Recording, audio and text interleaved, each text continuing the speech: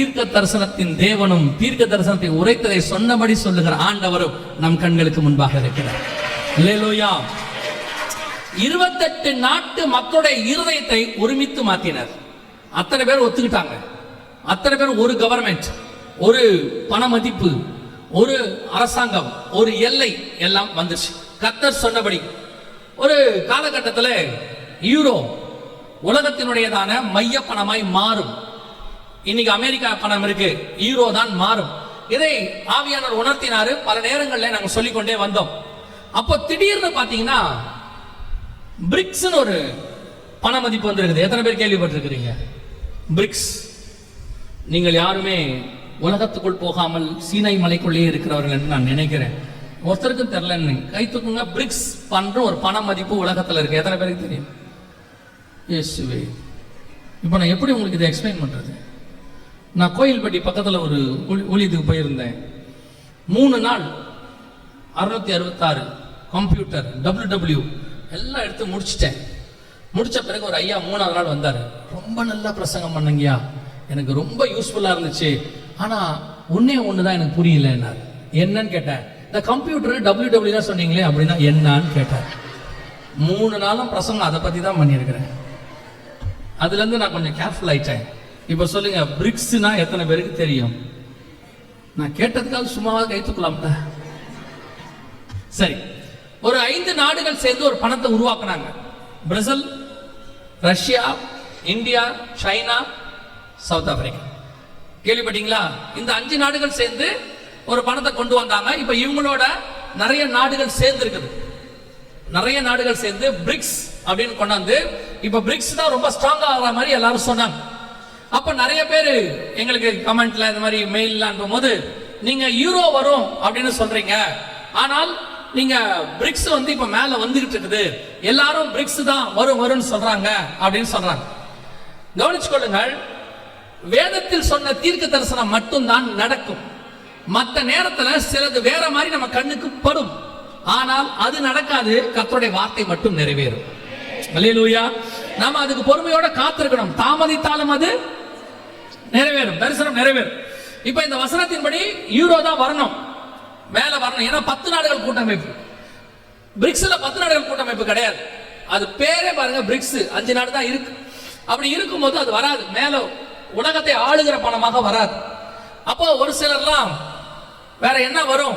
மாற்று கரன்சி. வெளிப்படுத்தல் 17:13 வாசிங்க. இவர்கள் ஒரே யோசனை உள்ளவர்கள்,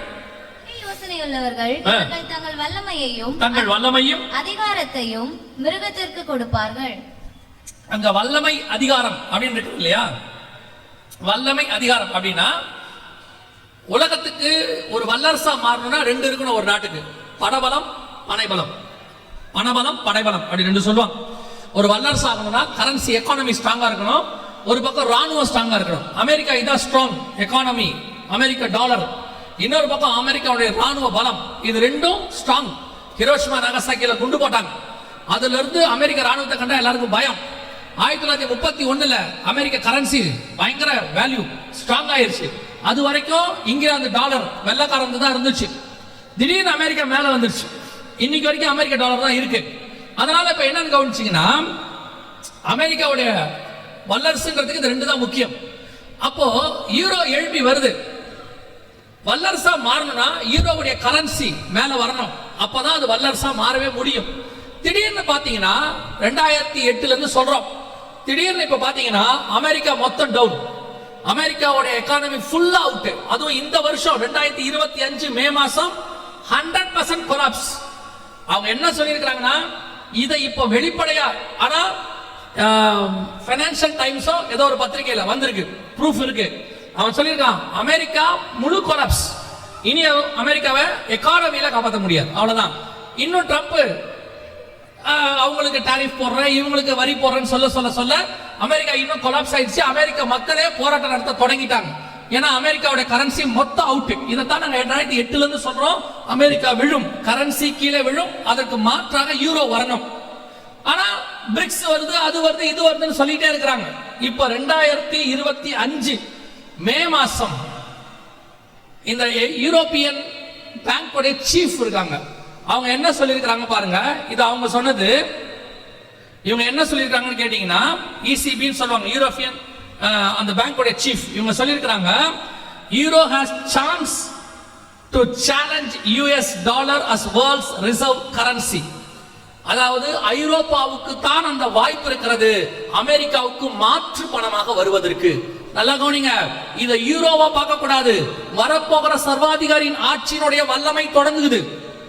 பணபலம், அதிகாரம், அந்த வல்லமை, உலகத்தின் வல்லமை அவங்க கண்ட்ரோலுக்கு போகுது. இன்னைக்கு எல்லா யூரோப்பியன் யூனியனுக்குள்ள போகுது. இங்க என்ன சொல்லுது பாருங்க, இது இந்தியன் எக்ஸ்பிரஸ்ல வந்தது. இது என்ன சொல்லுது பாருங்க, why is the euro rising against the US dollar? BRICS இல்ல, யூரோ. திருப்பி சொல்ற விசுவாசிகளுக்கு நல்லா புரிஞ்சுக்கொள்ளுங்க, அமெரிக்காவுடைய பலமான பணம் விழத் தொடங்குகிறது. அதற்கு மாற்றாக யூரோ பணம் எழும்புகிறது. அதாவது ஆண்டவர் சொன்ன 10 நாடுகள் கூட்டமைப்பினுடைய வல்லமை எழும்புகிறது. அந்தி கிறிஸ்துவின் ஆட்சிக்கான பலம். இனி எந்த நாடும் அதுக்கு முன்னாடி நிக்க முடியாது. எப்படி 2ஆம் உலக யுத்தம் முடிஞ்சு அமெரிக்காவானது மேல ஏறி வந்துச்சோ அதே மாதிரி தான் இப்ப 3ஆம் உலக யுத்தம் போயிட்டு இருக்கு. ஆல்ரெடி ஸ்டார்ட் ஆயிடுச்சு. மேற்கத்திய நாடுகள்ல சொல்றாங்க, நம்ம நாட்டுல இன்னும் நடக்கல அப்படின்னு நம்ம நினைக்கிறோம், ஆனா வெளிநாடுகள்ல போகுதுன்னு சொல்றாங்க. அதன் அடிப்படையில் இப்பொழுது யூரோ எழும்பி மேலே வந்திருக்கிறது.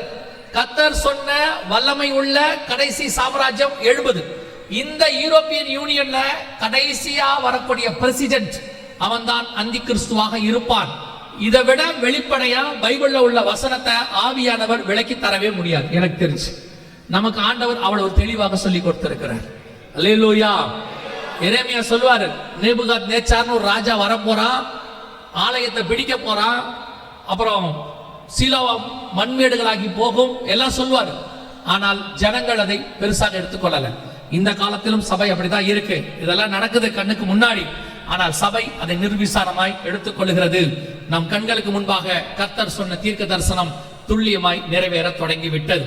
வல்லமை, அதாவது யூரோப்பியன் யூனியன், பணம், அடுத்த கவர்மெண்ட், உலகத்தை ஆளுகை செய்கிறவர்கள் வந்து விட்டார்கள். இரண்டாவது அந்த வெளிப்படுத்தல் 17-13 அடுத்து வாசிங்க பார்ப்போம். ஒரே யோசனை உள்ளவர்கள் இவர்கள் தங்கள் வல்லமையையும் அதிகாரத்தையும் மிருகத்திற்கு கொடுப்பார்கள். நல்லா கவனிங்க, தங்கள் வல்லமையையும் அதிகாரம்னா என்னன்னா அத்தாரிட்டி, அதுதான் படைபலம். உலகம் முழுக்க அமெரிக்கா தன் படைபலத்தை வச்சிருக்கு போ. ஆனால் இன்னைக்கு அமெரிக்காவுடைய படைபலத்தை யாருமே மதிக்கிறதில்லை. கவனிச்சுக்கொள்ளுங்க, 1990கள்ல அமெரிக்காவுக்கு சம்பந்தமே இல்ல, சதாம் ஹுசேன் குவைத் மேல ஏதோ பண்ணாரு, உடனே அமெரிக்கா உள்ள இறங்கி அடிச்சிச்சு. அமெரிக்கானா பயம், யாரும் வரமாட்டாங்க. இன்னைக்கு யோசிச்சு பாருங்க, அமெரிக்காவை ஹவுதீஸ் அடிக்கிறாங்க, அமெரிக்காவை ஈரான் அடிக்குது, திருப்பி அமெரிக்கா அடிக்கவே இல்லை. அமெரிக்கா அடிச்சதுக்கு திருப்பி ஈரான் அடிச்சது, அமெரிக்கா சமாதானமா போலாம் அப்படின்னு சொல்லுது. இதுதான் இன்னைக்கு அமெரிக்காவுடைய நிலைமை. நம் கண்களுக்கு முன்பாக ஒரு வல்லரசு விழும்புகிறது. நீங்க பாப்பீங்கல்ல, பார்வோன் அன்னைக்கு தன் சிங்காசனத்திலிருந்து விழுந்தான். நேபுகாத் சனகரிப்பை அவன் பிள்ளைகள் கொலை செய்து போட்டார்கள். நேபுகாத் நேச்சார் அந்த மண்ணிலே விழுந்தார், 7 வருஷம் கடந்தாரு. பெல்சாச்சார் அந்த ராத்திரியிலே கொலை செய்யப்பட்டார். இதெல்லாம் பைபிள் வாசிக்கிறோம்ல, அதே மாதிரி நம்ம கண்ணுக்கு முன்னாடி அமெரிக்கா விழுகிறது. அமெரிக்காவுடைய வீழ்ச்சி நம் கண்களுக்கு முன்பாக தெரிகிறது. சின்ன சின்ன நாடுகள் எல்லாம் அடிக்குது. இப்போ ட்ரம்ப் பேசிட்டு தான் இருக்கிறார், அப்படி பண்ணுவேன் இப்படி பண்ணுவேன், எதுவும் பண்ணல. 2025 ஜனவரியில் அவர் வந்தாரு, 20ஆம் தேதி வந்ததுல இருந்து அவர் சொன்ன எல்லாத்துல தான் அவர் வாபஸ் வாங்கிட்டார். இந்தியாவுக்கு அப்படி பண்ணுவேன், அவங்களுக்கு இப்படி பண்ணுவேன், எல்லாத்தையும் வாபஸ். இப்ப கடைசியா ஒரு மிரட்டி இருக்கிறாங்க. என்னன்னு கேட்டா, யார் யாரெல்லாம் ரஷ்யா கூட சப்போர்ட் இருக்காங்களோ எல்லாருக்கும் டாக்ஸ் போட போறோம் அப்படின்னு ஒரு மிரட்டுறாங்க. அவங்க சொல்றாங்க எதுவும் செய்ய முடியல, ஏன்னா அவங்க பவர் போயிருச்சு. இப்பவும் சொல்லுவேன், அத்தாரிட்டி, அதிகாரம் என்பது கர்த்தருடைய அபிஷேகத்தினால் வருவது, கர்த்தர் கொடுக்கிற அதிகாரத்தினால் வருவதே ஒழிய சும்மா நீங்களே எடுத்துக்க முடியாது. பாருங்க, அத்தோனியா ராஜாவாகணும்னு ஆசைப்படுறாரு, எல்லாரையும் கூட்டிட்டாரு, பிரபுக்கெல்லாம் அவர்கிட்ட வந்துட்டாங்க. ஆனால் தாவீது சாலமோனை தான் ராஜாவாக்குறாரு. இப்ப சாலமோன்ட்ட ஆளே கிடையாது, இங்க அத்தோனியா கிட்ட பிரபுக்கெல்லாம் இருக்கிறாங்க. ஆனால் வசனம் சொல்லுது, தாவீது சாலமோனை ராஜாவாக்கினான் என்று அவர்கள் கேள்விப்பட்ட போது அத்தனை பேரும் தங்கள் ஒட்டகங்கள் ஏறி புறப்பட்டு ஓடினார்கள். ஏன் பயந்தான்? சாலமோன் இத்தனைக்கு சின்ன பையன், ராஜா படுத்து கிடக்கிறாரு. அந்த வேர்ட் அத்தாரிட்டி எதுல வருதுன்னா, கர்த்தர் உங்களை அபிஷேகிக்கிறார்ல, அந்த அபிஷேகத்துல தான் அந்த அத்தாரிட்டி வருது. நீங்கள் யாரா இருந்தாலும் சரி, அந்த அத்தாரிட்டி கர்த்தர் கொடுக்கறதுல வருது. அதனாலதான் நீங்க லேவியராகமத்துல வாசிக்கும் போது 21ஆம் அதிகாரத்துல அவன் தலையின் மேல் 21:12 நினைக்கிறேன், வாசிங்க பார்ப்போம். அவன் தலையின் மேல் கர்த்தருடைய அபிஷேக தைலம் எனும் கிரீடம் இருக்கிறது. இருக்கா? தன் பரிசுத்த ஸ்தலத்தை விட்டு புறப்படாமலும் பரிசுத்த ஸ்தலத்தை பரிசுத்த சூளைச்சல் ஆக்காமலும் குலைச்சல் ஆக்காமலும் இருப்பானாக. இங்கிலீஷ் மீடியமா? அப்பா. அவனுடைய தேவனின் அபிஷேக தைலம், அவனுடைய தேவனின் அபிஷேக தைலம் என்னும் கிரீடம் அவன் மேல் இருக்கிறது. என்னும் கிரீடம் அவன் மேல் இருக்கிறதே, நான் கர்த்தர். அப்ப அபிஷேக தைலம் என்பது என்ன? கிரீடம். கிரீடம்னா என்ன? அத்தாரிட்டி, ராஜா அப்படின்னு அர்த்தம். உங்க மேல இருக்கிற அபிஷேகத்துக்கு தான் மரியாதை, உங்களுக்கு இல்ல மரியாதை. கர்த்தர் உங்களை அபிஷேகித்தா எப்பேற்பட்ட கோலியாத்தும் உங்களுக்கு முன்பாக விழுந்துதான் ஆக வேண்டும். கர்த்தர் உங்களை அபிஷேகிச்சா எப்பேற்பட்ட சவுலும் உங்களை கண்டு பயப்படத்தான் வேண்டும். கர்த்தர் உங்களை அபிஷேகிச்சா எப்பேற்பட்ட ஆகாபும் எலியாவுக்கு முன்பாக பயந்துதான் ஆக வேண்டும். கர்த்தர் உங்களை அபிஷேகித்தா எப்பேற்பட்ட ஏரோதும் யோவான் ஸ்நானகனுக்கு முன்பாக பயந்துதான் ஆக வேண்டும். ஏன்னா அபிஷேகம் அப்படி. அவன் வனாந்தரத்தில் இருக்கிறவன், ஆனா அபிஷேகம் மட்டும் அவன் மேல இருந்துச்சு. இவன் ராஜா, கால் பங்கு தேசத்துக்கு அதிபதி ஏரோது. ஆனால் ஏரோது யோவான் ஸ்நானகனுக்கு பயந்திருந்தான். அதே தான் ஆண்டவர் உங்களுக்கு எனக்கு செய்யறாரு. அமெரிக்காவை கர்த்தர் 70 வருஷமோ 90 வருஷமோ அபிஷேகிச்சாரு. உலகமே பயந்துச்சு, கர்த்தர் விலகிட்டாரு. இன்னைக்கு ஒரு சின்ன சின்ன நாடு கூட அடிக்குது. அமெரிக்கா நினைச்சுக்கிச்சு நம்ம கிட்ட பணம் இருக்கு, கப்பல் இருக்கு, பிளைட் இருக்கு, சேட்டலைட் இருக்கு. இப்போ சொல்றேன், அத்தனையும் இருந்து கர்த்தர் இல்லாவிட்டால் நீங்கள் கைவிடப்படுவீர்கள். உங்ககிட்ட ஒருவேளை ஒண்ணுமே இல்லைனாலும் கர்த்தர் ஒருத்தர் உங்களோடு கூட இருந்தார். யோசிச்சு பாருங்க. அமெரிக்காவோட கம்பேர் பண்ணா இஸ்ரேல் ஒண்ணுமே கிடையாது. சின்ன நாடு, குட்டி நாடு, அவ்வளவு ராணுவம் கிடையாது, பணபலம் கிடையாது.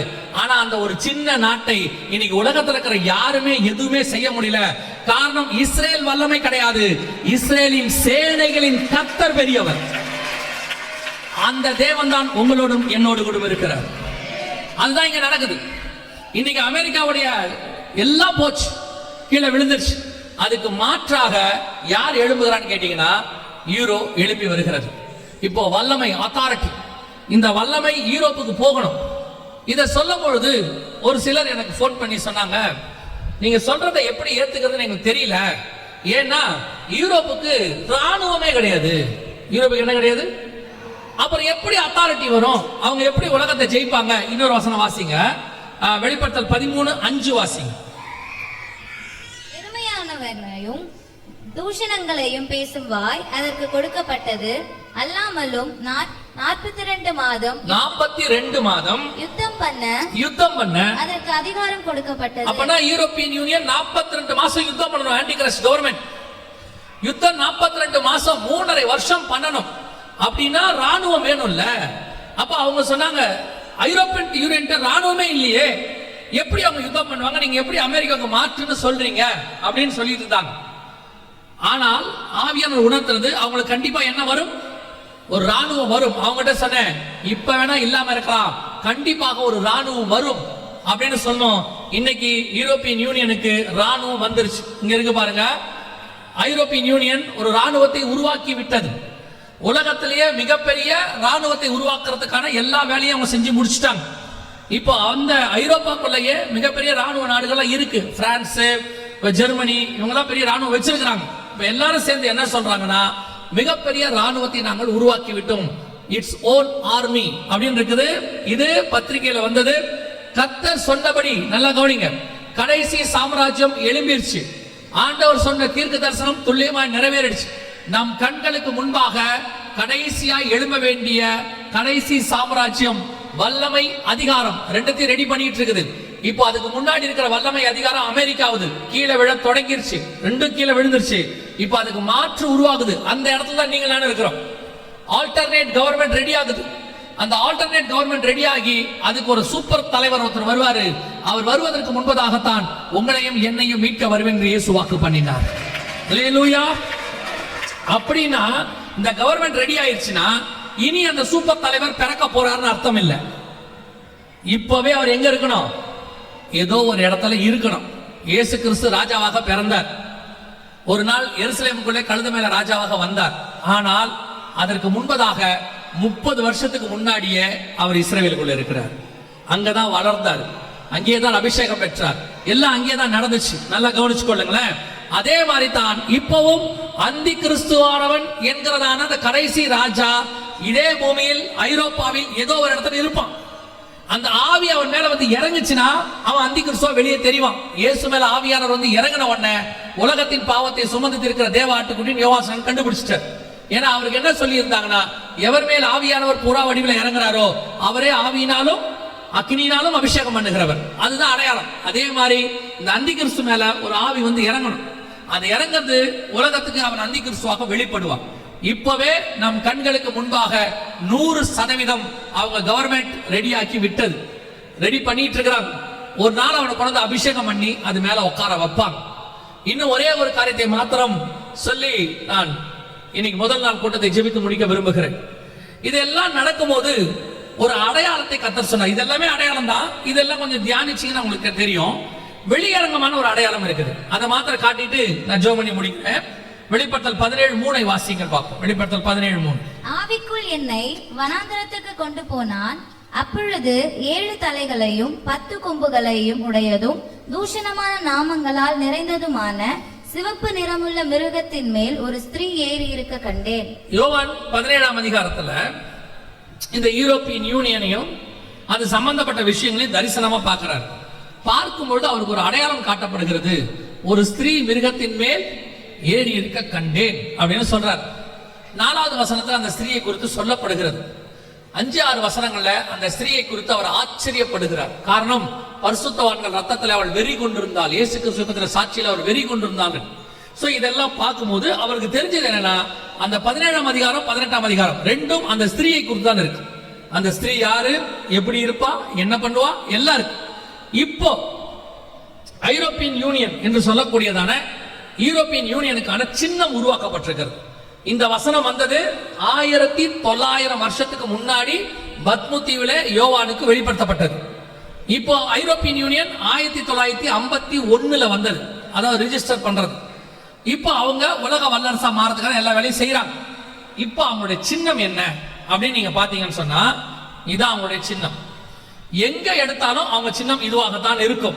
எந்த இடத்துக்கு போய் நீங்க எடுத்தீங்கனாலும், 28 நாட்டுகளுக்கு நீங்க போனீங்கனாலும், அவங்களுடைய மந்த்லி மேகசினா இருக்கட்டும், அவங்க காயின் யூரோ காயினாக இருக்கட்டும், அவங்க காலிங் கார்டாக இருக்கட்டும், ஸ்டாம்பாக இருக்கட்டும், பார்லிமெண்ட் வாசல்ல இருக்கிற சிலை, நம்ம பார்லிமெண்ட் வாசல்ல நம்ம தலைவர்கள் சிலை வச்சிருக்கிறோம் இல்லையா, ஒரு தலைவர்கள் சிலை வச்சிருப்போம். அவங்க பார்லிமெண்ட் வாசல்ல இப்படிதான் சிலை வச்சிருப்பாங்க. இது பாத்தீங்கன்னு சொன்னா, ஒரு ஸ்திரீ அதுல 17 இருக்கும், அந்த ஸ்திரீ கோபமா இருக்கிறான்னு இருக்கும், வெறி கொண்டிருந்தால். இந்த சிலையை பாருங்க, சாந்தமாவே இருக்காது. எந்த சிலையா இருந்தாலும் முட்டி பறந்துட்டு ஒரு மாதிரி கோபமா இருக்கிற மாதிரி தான் இருக்கும். எந்த இதுக்கு நீங்க போனீங்கனாலும் அப்படிதான் இருக்கும். நான் ஒரு யூரோப்பியன் யூனியன் பார்லிமெண்ட்டுக்கு நேரா போய் ஸ்ட்ராஸ்பர்க்ல அவங்களுடைய பார்லிமெண்ட் வாசல்ல அந்த சிலையை நான் பார்த்திருக்கேன். இது நான் பார்த்து அந்த இடத்துல இருந்த சிலை பார்த்தீங்கன்னா சும்மா நம்மளை விட ஒரு 10-20 அடி உயரமா இருக்கும், ஆக்ரோஷமா இருக்கும். இப்படி ஒரு சிலை வடிவமைக்கப்பட்டிருக்கிறது. ஒரு இடத்துல வச்சா பரவாயில்ல, இது இன்னொரு நாட்டில் இருக்கிற பார்லிமெண்ட். அங்க போனீங்கன்னா இப்படியே தான் இருக்கும், ஆக்ரோஷமா ஒரு மாதிரி வெறி கொண்டிருந்தல். 17ஆம் அதிகாரம் 4-5-6 வசனம். கர்த்தர் சொன்னபடி துல்லியமாக 100% நம் கண்களுக்கு முன்பாக ஒரு ஸ்திரீ மிருகத்தின் மேல் ஏறி இருக்க கண்டேன். எத்தனை வருஷத்துக்கு முன்னாடி சொல்லப்பட்ட தீர்க்க தரிசனம் பாருங்க. வெளிப்படுத்தல் 17:3-4-5க்கு உலகம் போயிடுச்சு. கடைசி பார்லிமெண்ட் கட்டப்பட்டாகி விட்டது. ஆண்டவர் சொன்ன கடைசி கால சாம்ராஜ்யம் ஸ்ரீ மிருகத்தின் மேல் ஏறி உட்கார்ந்தாச்சு. இந்த ஸ்ரீ மிருக காம்பினேஷன் எங்க தொடங்கணும் உங்களுக்கு தெரியும் நினைக்கிறேன். ஏதேன் தோட்டத்துல தொடங்குறது, அங்க வந்து இங்கதான் முடியும். 17-18 2 அதிகாரத்துல தான் முடியும். அதற்கு பிறகு ஸ்திரீ காம்பினேஷனே இருக்காது. இயேசு கிறிஸ்துவோட அரசாட்சி வந்துடும். அதுக்கப்புறம் 19 இருக்கும். கர்த்தர் சொன்னபடி துல்லியமாக இன்னைக்கு வெளிப்படுத்தல் 13 5 வசனம் நிறைவேறி விட்டது. 5வது வசனத்துல சொல்வாரு, மேலும் ரகசியம், மகா பாபிலோன் வேசிகளுக்கும் பூமியில் உள்ள அருவருப்புகளுக்கும் தாய் என்னும் நாமம் அவள் நெற்றியில் எழுதி இருந்தது அப்படின்னு இருக்கு. இப்போ யூரோப்பியன் யூனியன் பார்லிமெண்ட் பின்னாடி இருக்கு பாத்தீங்களா, அது எப்படி இருக்கும்னு பாருங்க. இந்த மாதிரி தான் இருக்கும். அப்படியே பாபேல் கோபுர வடிவில் தான் கட்டப்பட்டிருக்கிறது. எப்படி பாபேல் கோபுரம் இருக்குதோ அதே மாதிரி அங்க கீழே போய் பாத்தீங்கன்னாலே அந்த கோபுரத்தோட வடிவில் தான் இருக்கும். அந்த கன்ஸ்ட்ரக்ஷன் சைட்டே அன்பினிஷ்டு கன்ஸ்ட்ரக்ஷன் சொல்லுவாங்க. எப்படி கட்டப்படாமல் கட்டடம் பாதியில நிறுத்தப்பட்டுச்சோ அதே மாதிரி இவங்க கட்டடமும் இப்படிதான் இருக்கும். பார்க்கறதுக்கு கட்டப்படாமல் இருக்கும், ரவுண்டா இருக்கும், இதே மாதிரி படிப்படியாக இருக்கும். இதெல்லாம் ஸ்ட்ராஸ்பர்க்ல இருக்கிறது. எதுக்கு சொல்றேன் அப்படின்னா, அந்தி கிறிஸ்து என்று சொல்லக்கூடிய பிசாசின் சாம்ராஜ்யத்தை உலகத்தில் கொண்டு வரக்கூடிய 7 ஆண்டு கால உபத்திரவ காலத்தை கொண்டு வரக்கூடிய அரசாட்சி கவர்மெண்ட்டுக்கான எல்லாம் இப்பொழுது தயாராக இருக்கிறது. தன்னுடைய ஆர்மியை அது ரெடி பண்ணிட்டு இருக்குது. வல்லமை அது கையில போக போறதுக்கான கடைசி நிமிஷம் இது. இப்போ முந்திரா சாம்ராஜ்யம் விழுந்துருச்சு, ஸ்ரீ ஏறி மிருகத்து மேல உட்கார்ந்தாச்சு. ஏற்கனவே பாபேல் கோபுரம் கட்டப்படுகிற காலம் வந்துருச்சு. நீங்க வாசிச்சீங்கன்னா பழைய ஏற்பாட்டுல இருக்கும். ஆண்டவர் கேட்பார் 2 ஸ்திரீகளை பார்த்து, எங்க போறீங்க? சினையா தேசத்தில் உள்ள பாபேல் கோபுரத்தை, சினையா தேசத்தில் உள்ள பாபேல் நாங்கள் கட்ட போறோம் அப்படிம்பாங்க. இப்போ கட்டுவதற்கான காலம் வந்துருச்சு நம் கண்களுக்கு முன்பாக. ஆண்டவர் சொன்னபடியே துல்லியமாக எழுத்துக்கு எழுத்து ஒவ்வொரு தீர்க்க தரிசனமும் வரிசையாக நிறைவேறுகிறது. எண்ணி முடியாத ஒரு பலத்த ஜாதி எழும்பிருச்சு. இப்போ சமாதானத்தை அறிவிக்கிறதாக புறப்பட்டுருச்சு. ஒரே யோசனை உள்ளவர்கள் வந்தாச்சு. வல்லமை அதிகாரம் அவங்க கைக்கு போயிடுச்சு. ஸ்திரீ ஏறி மிருகத்து மேல உட்கார்ந்தாச்சு. பாபேல் கோபுரம் கட்டியாச்சு. இத்தனை ஒத்துமை வசனத்தோடு கூட இருக்கிற கடைசி அரசாங்கம் வேற எங்கேயுமே கிடையாது. நம் காலத்திலே நம் கண்களுக்கு முன்பாக இருக்கு. யோசிச்சு பாருங்க, எவ்வளவு அழகா ஆண்டவர் எக்ஸ்பிளைன் பண்ணி பைபிள்ல வச்சிருக்கிறார். அதை நம்ம கண்ணுக்கு முன்னாடி ஆண்டவர் சொல்றார். இதையெல்லாம் பார்க்கும் பொழுது உங்களுக்கு தோண வேண்டியது என்ன? இவைகள் சம்பவிக்க தொடங்கும் போது, லூக்கா 21:28 சொல்றாரு, இவைகள் சம்பவிக்க தொடங்கும் போது உங்கள் மீட்பு சமீபமாக இருப்பதால் நீங்கள் நிமிர்ந்து பார்த்து தலைகளை உயர்த்துங்கள் என்று வேதம் சொல்லுது. இதெல்லாம் சம்பவிக்க ஆரம்பிக்கும் பொழுது நம்மை மீட்கும்படி ஆண்டவர் வாசப்படிக்கு வந்திருக்கிறார் என்று வேதம் சொல்லுது. இந்த அடையாளங்களா எதுக்கு காட்டப்படுது?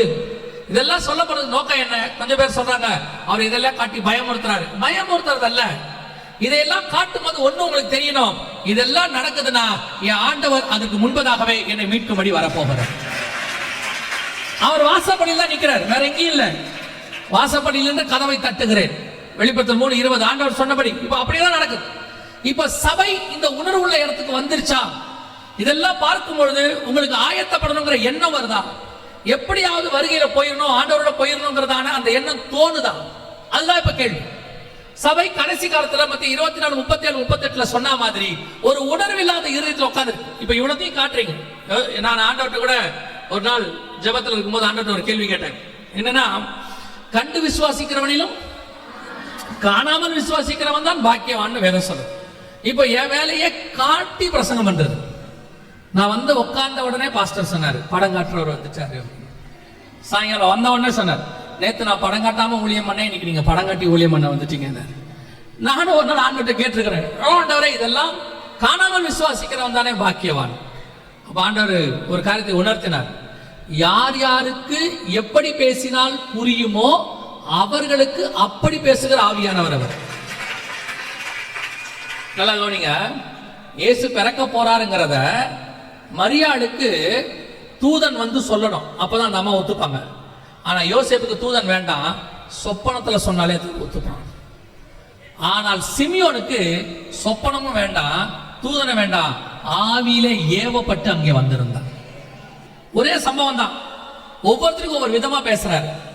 பார்வோனுக்கு சொப்பனத்துல பேசுறாரு, பெல்ஷாச்சாருக்கு ரத்தம் தோய்ந்த கரம் ஒன்று எழுதினது.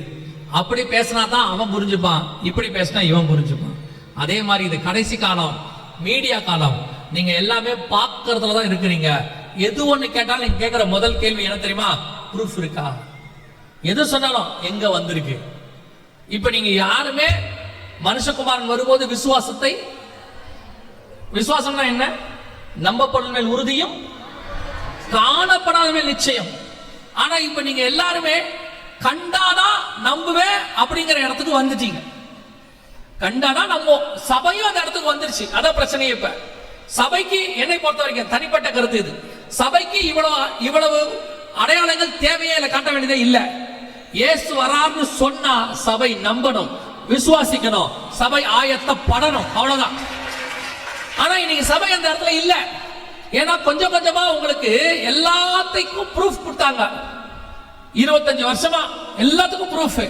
இப்ப நீங்க ப்ரூஃப் இருந்தாலும் நம்ம நீங்க சாதாரணமாவே பாருங்களேன், இந்த மாதிரி ஒண்ணு வந்திருக்குதா. அடுத்த கேள்வி எங்க போட்டிருக்குது நீங்க கேக்குது தானே. ஒரு சின்ன புடவைய ஆஃபர் எங்க போட்டிருக்குது? டிவில வந்துச்சா, வாட்ஸ்அப்ல வந்துச்சா, ஃபேஸ்புக்ல வந்துச்சா, இன்ஸ்டால வந்துச்சா, பேப்பர்ல வந்துச்சா, ஏதோ ஒண்ணு.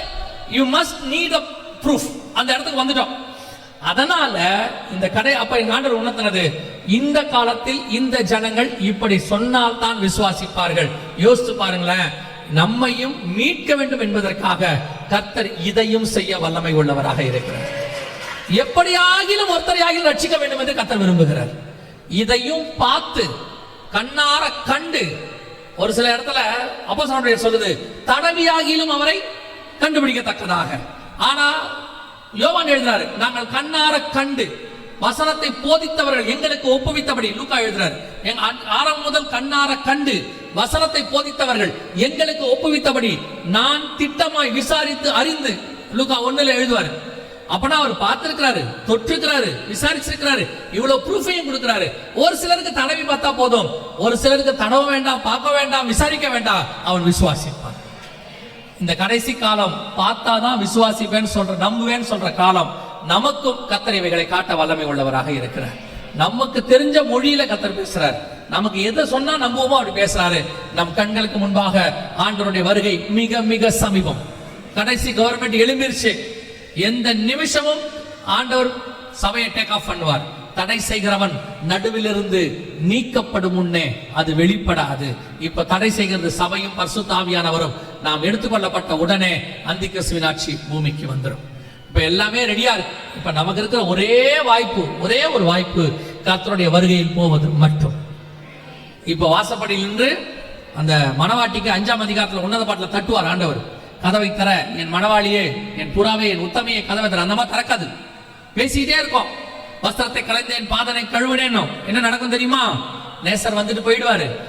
அதுக்கப்புறம் கதவை திறந்து அந்த அம்மா வெளியே ஓடும். வசனம் சொல்லும், வழியிலே காவலர்கள் என்னை பிடித்து அடித்து நிற்கும். அதான் உபத்திரவ காலம். தட்டும் போது திறந்து மணவாளோட போயிட்டா மரியாதையா பரலோகத்துக்கு போயிடலாம். அவர் விட்டுட்டோம், பின்னாடி உபத்திரவத்துக்கு மத்தியில் தான் கடந்து போகணும். நம் கண்களுக்கு முன்பாக வாசப்படிக்கு ஆண்டவர் வந்து விட்டார். இனி காலம் செல்லாது. ஆண்டவராக இயேசு கிறிஸ்துவை சொந்த ரட்சகராக ஏற்றுக்கொண்டு அவருடைய ரத்தத்தினாலே பாவ மன்னிப்பு நிச்சயத்தை பெற்று, ஆண்டவர் என் பாவத்தை மன்னிச்சாருங்கிற நிச்சயம் உங்களுக்கு இருந்தா நீங்க வருகையில போவது அதிக நிச்சயம்.